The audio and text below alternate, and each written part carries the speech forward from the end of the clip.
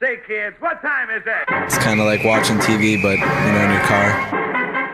104.7 The Cave, Mike the Intern in the studio this morning. It's Thursday, time for Jay and I to do Dark Side of the Stream, episode 91. We're getting close to that magic 100 number. 100.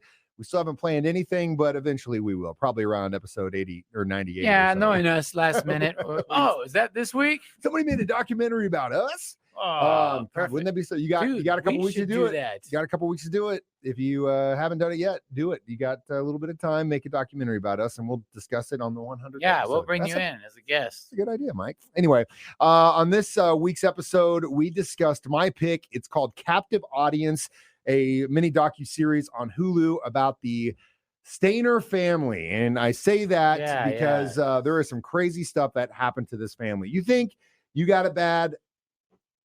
Watch this documentary. Yeah, gosh, man. Dude. So you were in California. Yeah, I don't remember this kid, but I know that stealing kids was the thing for a little while. It was kind of like, the hot.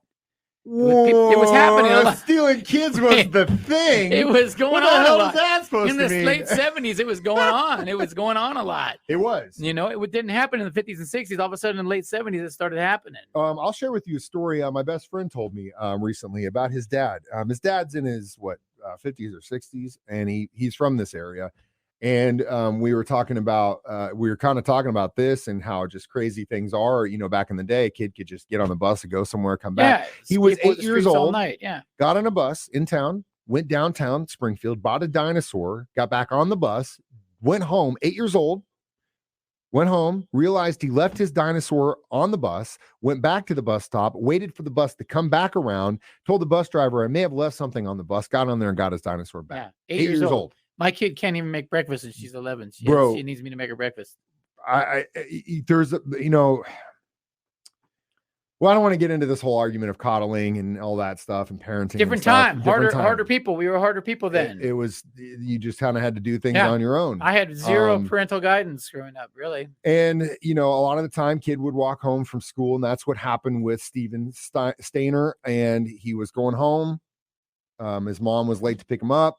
On his way home, a guy stopped, picked him up, where he would kidnap this kid for 7 said, hey, we're years. we're church or something. Yeah, we're going to raise money. You think your mom would want to donate? Yeah, sure. Back then, kids were trusting, man, more too. I think that's why this was happening more. And from the interviews with Steven after the kidnapping incident, you can see that he was a very trusting person. Even after this happened to him, 7 years, abducted, molested, assaulted. Some of the details because the crazy thing about this is the guy that kidnapped him kept him as his own son, enrolled him in school, gave him freedom. He would go out with his friends. He'd play on the football team. He had normal life. The friends had no idea. They thought his name was Dennis. They were like, he was kind of this kid just goes along with it like that. Why don't you run away first chance you get? Yeah. How he just stuck with it. Well, he tried. Early when he was 7, he tried to run, but he was in the middle of Yosemite essentially and walked out in the woods and was like, where the hell do I go?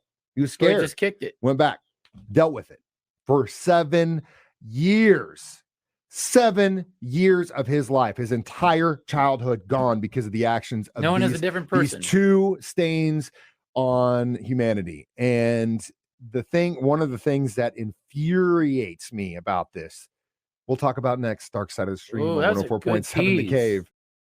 104.7 The Cave. Mike the Intern. Jay Stevens back in the studio. Dark Side of the Stream, episode 91. So we'll spare you the awful details about what happened to Steven Stainer when he was kidnapped by. They're very vague in the documentary about it. They're not vague. You have to pay attention. They're vague. You got to pay attention to the signs. They're vague. But one of the things that one of his friends said about the way he walked will stick with me for the rest of my life. Yeah, you didn't like that line. You didn't like that line. No, I didn't, because they know, we know. But they didn't at the time. They didn't. They're reflecting. Like you said. Teachers too. Teachers reflecting. It's like, I don't know, man. I just feel like if I knew somebody that was like kidnapped and living a separate life, I just feel like I would know something was up. But you don't. Trafficking still happens today. All the time. Hotels, conventions, Super Bowls, hell, some of the most highly sought after tickets and events in this country. There is a dark undercurrent of sex trafficking going on at those events around the event itself. It still happens today. It's just the way it goes. You mean like an island where they have like underage girls and like politicians would fly out there and go and stay at this island? No. Epstein. Your government elected officials, CEOs of major companies. Oh man, they're gonna actresses, they're musicians. gonna put a hit on us now. They're Dude, gonna whatever, put a hit man. on us now. Uh-oh. They're gonna put a hit on us now. Jay's calling. Scott Meyer calling. Jay's getting a phone call. Scott Meyer. To tell him we're busy.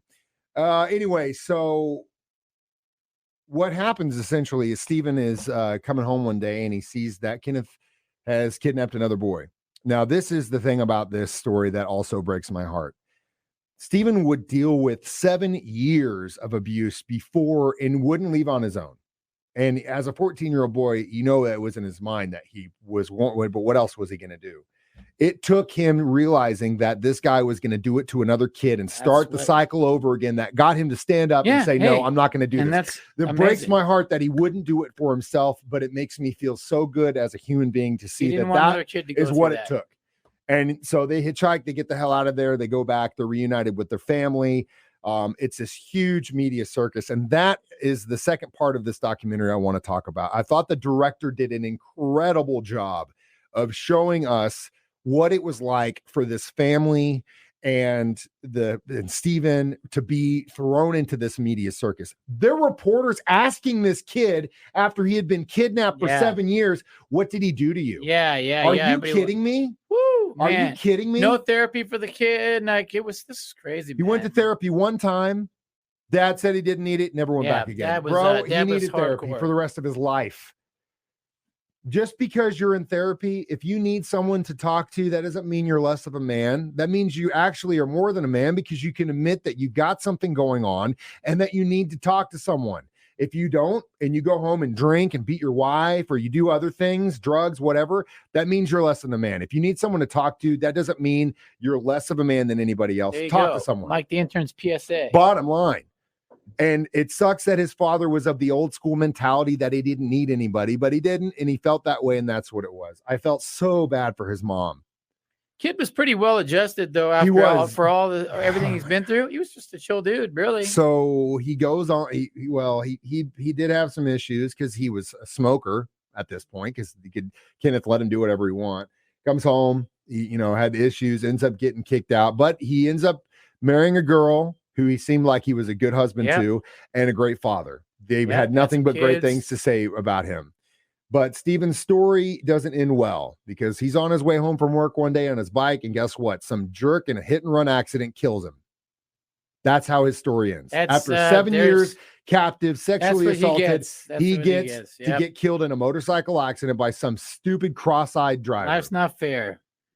I don't know what else to say. It just breaks my heart. But the media being so hungry to this kid didn't do him any services.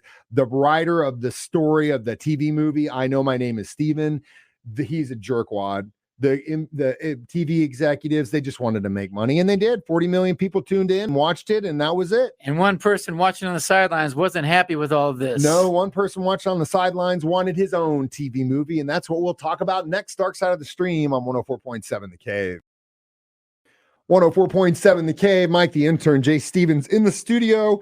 Dark Side of the Stream episode 91 discussing captive audience. It was funny watching you watch this because you watched one episode. I couldn't do more than one a day. Next day you watched one. I couldn't. Next day you watched one. And it was watching your demeanor and you're like, the things you were upset about. And then I was like, oh man, he doesn't even know what's coming in the third episode. He doesn't even know what's coming, man. After I don't know how to put this without sounding like such a like cold to this stuff just because of how much true crime we watch or I watch. But after everything that happened with the Stephen case, when the Carrie stuff started, I was just so numb to what this one kid went through and the lack of justice.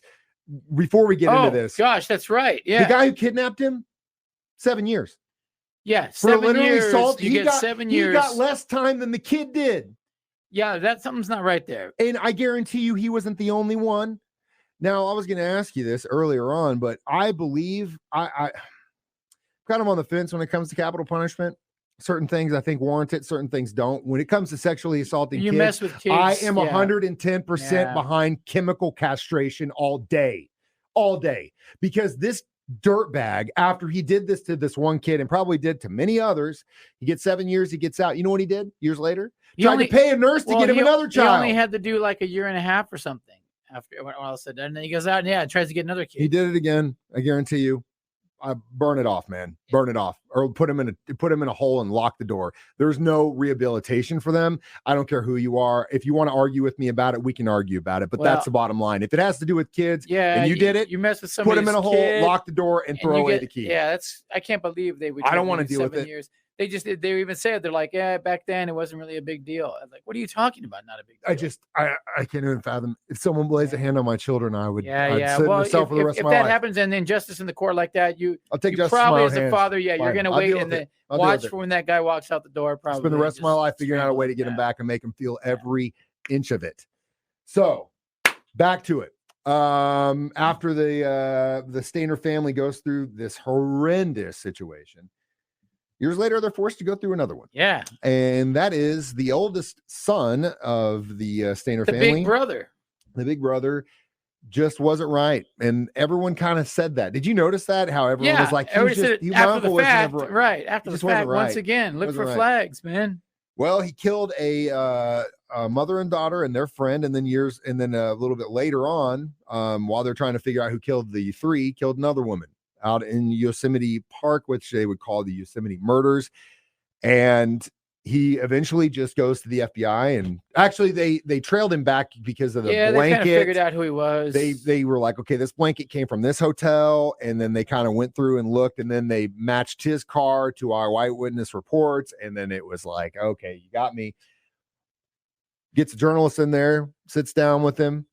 First thing he says, are you going to make a TV movie about me? Yeah. This is 1999. I don't think we'd had TV movies on TV for at least he wanted 5 that same. to 10 years. He wanted that same fire his brother had. He wanted the same thing. And the journalist goes, "Okay, I mean, I'll do my best." Yeah. And well, you didn't get your TV movie. It was just in the form of a streaming show on Hulu. You did. He finally got one. That was all his concern was. And then he just goes into a full confession of how he did it. Took the FBI around, told him how he did it, and that was that. He did get the death penalty in California for doing this. Which I'm sure they'll just continue to appeal. But I mean, the mom was pretty chill through this whole thing too. That mom, kind of hippie lady character, she was very chill through this. I think she wouldn't talk about Carrie at all. Just tuned out and numb. They asked her about it, and she said, "I don't want to talk about it." But she would talk about the Stephen case. Part of her story. She also admits fault in letting the media be involved in their life so much, because ultimately, as a parent, if my kid had been, because now granted, they didn't know the scope of it at first because Stephen didn't want to admit it, which who would blame him? He's a teenage boy. He was ridiculed for it afterwards, which kids, man. Anyway, I can't believe for the life of me that they would just keep allowing them to follow him in class and follow him at school. Like they'd walk into school. Like, dude, cameras would walk into school. But back to what you said. Different time. I don't think she was. There's nothing. It's not that she's. I think she just.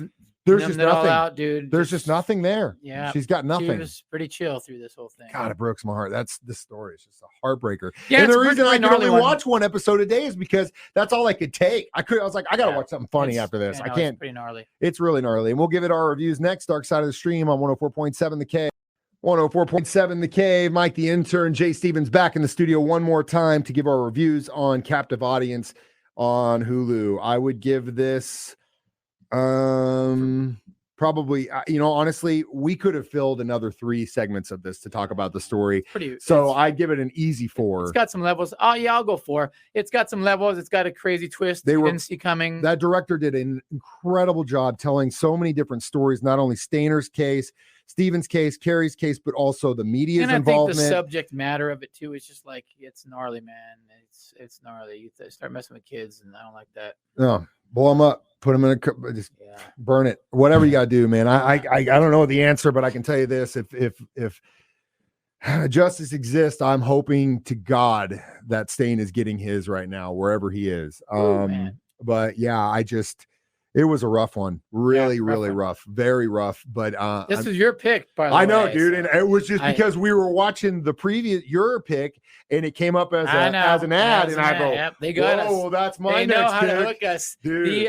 The robots know how to hook Mike and Jay. Aha, we shall send him this one. Prepare not to sleep for a week, Mike the Intern. Yeah, they control us. All right, I'm going to go lighthearted with my pick. Thank God. I'm going lighthearted and a good, real good, and some very good footage in this one and old stories. I'm going to go. You're going to have to drop a couple bucks. It's on Amazon. Randy Rhoads. Oh yeah, I've been waiting for this one. Great. Randy Rhoads documentary. It's good. I'll pay money to read. It's some amazing, really, really cool old archival footage, like him playing in a park for like 10 people. And I love Randy Rhoads. Early one of my favorite guitar players from the era. I didn't know his story as deep as this, and I was a fan, so it's good. It's actually and the rivalry of him and Eddie Van Halen. It's kind of a heartbreaking story. Yeah, it is when you really understand the type of person he was, and that the fact that he didn't even want to be on tour when he died. Yep. That's just I know all about it, but I've been looking forward to seeing some of the archival footage. There's footage and videos I've never seen before, especially in his time in Quiet Riot, because he was young, dude, young, but arguably one of the best guitar players in the world at that time. Well, Eddie Van Halen would beg to differ, and that's in there. Just different styles, apples to oranges. You got one guy who does. No, one Eddie Van Halen's opinion is a little different than this. Okay, before we get into that, we're going to talk about this next week, but I want to say this: Eddie Van Halen is a blues guitar player at his core. Yeah. Randy Rhoads is a classical guitar player as his core. Apples, oranges. Yeah. They're different styles. They're virtuosos, and they can do a lot of stuff, but it's apples to oranges. Wait to hear what Eddie says. Eddie, don't in his own words, what he says in this documentary. No, can't wait to hear that. All right, well, stream this every Thursday, 9 a.m. You can download it as a podcast on our 104.7 The Cave app. I'm Mike the Intern. This is Jay Stevens reminding you we watch movies documentaries so you don't have to. Dark Side of the Stream on 104.7 The Cave.